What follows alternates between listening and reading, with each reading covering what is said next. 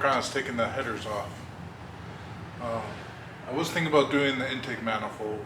I am not mentally prepared to take the intake manifold off. It's going to be a lot of work to do that.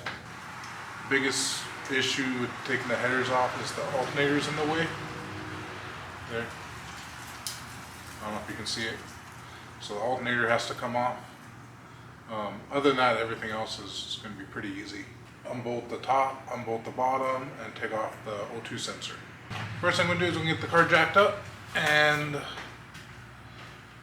we'll disconnect the bottom. Actually, real quick, I totally forgot. Before I want to take the headers off, I want to get the pressure out of the fuel system. I don't know if it builds pressure or not. So I'm just going to disconnect the fuel pump fuse, crank it over a couple times, and then that'll be done with. I don't know if I really want to do that without the headers hooked up, just in case it tries to start. The fuel pump fuse is inside the car, and it's in that little dash tray thing. You just pull it out. Alright, fuse is taken out, so let's crank it.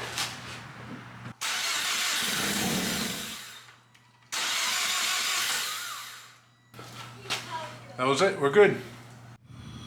Well, this is going to be fun. The header is welded onto that little mid pipe thing, which is welded onto the other pipe, and the flange is way back there. I guess I can take those off. Yeah, that's about the only thing I can do.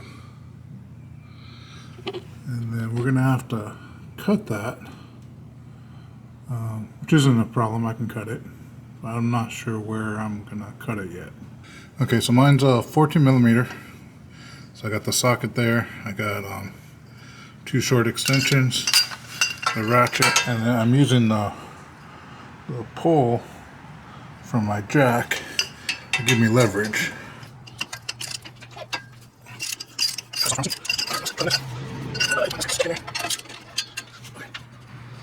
Just missing the bolt on that side. Well, that makes things a lot easier.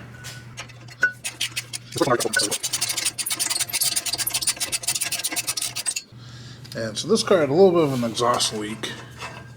It wasn't bad, but I think this is where it was coming from. Yeah, you can see where it was. I think it's pretty obvious where the exhaust leak was. It's probably because it was just missing that the bolt right there. The gasket itself looks fine. So it's 14 millimeter.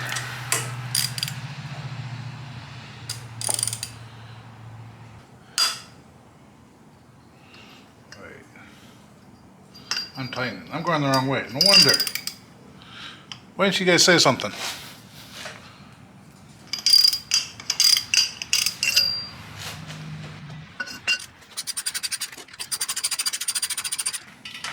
At this point, I'm just cracking them loose.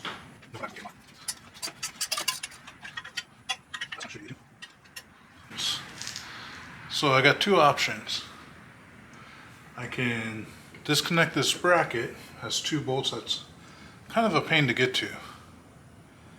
Or I can just fully disconnect the alternator. I ended up taking the belt off the tensioner.